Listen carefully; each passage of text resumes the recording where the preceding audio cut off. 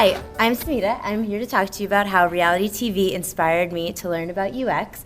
A little bit about me, I'm a front-end developer at Instrument. I'm also a Real Housewives historian, and I do that work primarily from my couch, but honestly could be anywhere. So, if I can get this to work. When I first started thinking about this talk, I realized that one thing that kind of connected reality TV to UX for me was that reality TV is for all users.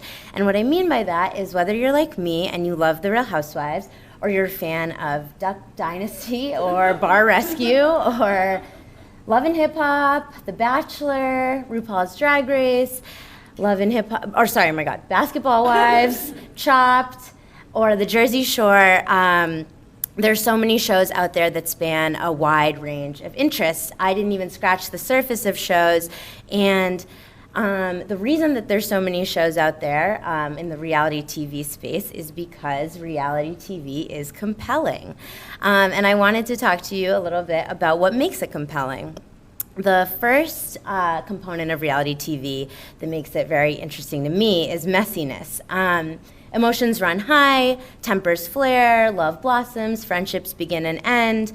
These are all complex parts of our own messy lives that get highlighted and exaggerated in reality TV programming. So reality TV is always messy, our lives are sometimes messy, and they sometimes intersect.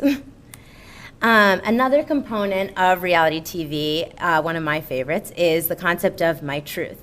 So on most reality shows, when somebody says, "I'm just telling my truth," it means they're lying and trying to get out of taking accountability for something that they're being accused of. It's satisfying to watch people be held responsible for their actions, because in real life, there's so many situations where that doesn't always happen. And it allows us to examine our own values and think about what we would do if placed in a similar situation.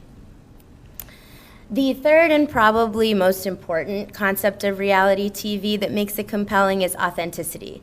So the best reality stars are the ones that we connect with because of their authenticity. For example, I have Cardi B here from her very first episode on Love and Hip Hop, just talking about how she's a regular, degular, schmegular girl from the Bronx. And while she has moved on from Love and Hip Hop to become an international star, she still pretty much maintains her her regular, degular, schmegular girl from the Bronx persona.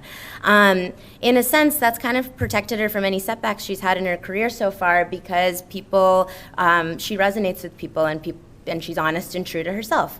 Reality TV is an embellished version of our lives, and we connect with it because there's some core concepts we identify with, and when somebody acts authentically, it resonates with us, and we're likely to love them for it.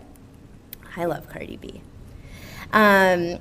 And then finally, probably the most obvious component of reality TV that makes it compelling is wish fulfillment. Here you have Kim Kardashian, obviously, a big wish fulfillment person. We watch all these shows in a somewhat voyeuristic way because most of us don't have the luxury of going on private jets or living in mansions or getting in a screaming fight at your mansion over a dog your friend didn't adopt, which is a real storyline this season on Real Housewives of Beverly Hills, I'm just saying. Compelling stuff.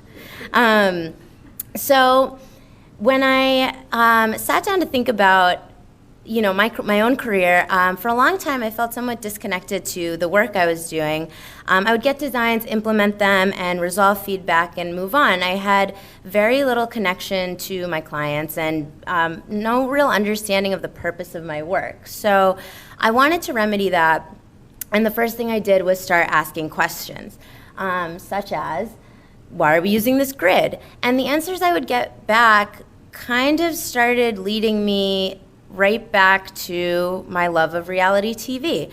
We're using this grid because we want to eliminate messiness on the site, i.e. have something responsive that works across multiple browsers and screen sizes and is accessible to a range of people. So reaching the most number of people while being as simple as possible. Why are we using this particular language on the site? Well, we want to tell the client's truth, not in a lying way, in an honest and responsible way that gets their brand identity and message across. What is the purpose of a component library? Well, we spend all this time researching how to tell the client's story, their truth, but we also want to do it in a consistent way that makes it feel authentic and not contrived. And finally, why do we spend so long designing a particular component? Well, we want to create beautiful things that resonate with people and inspire them. So in a sense, wish fulfillment. You don't want to go to a site and say, this is terrible and I hate it. You want to go and say, I want to get in a screaming fight at my mansion later.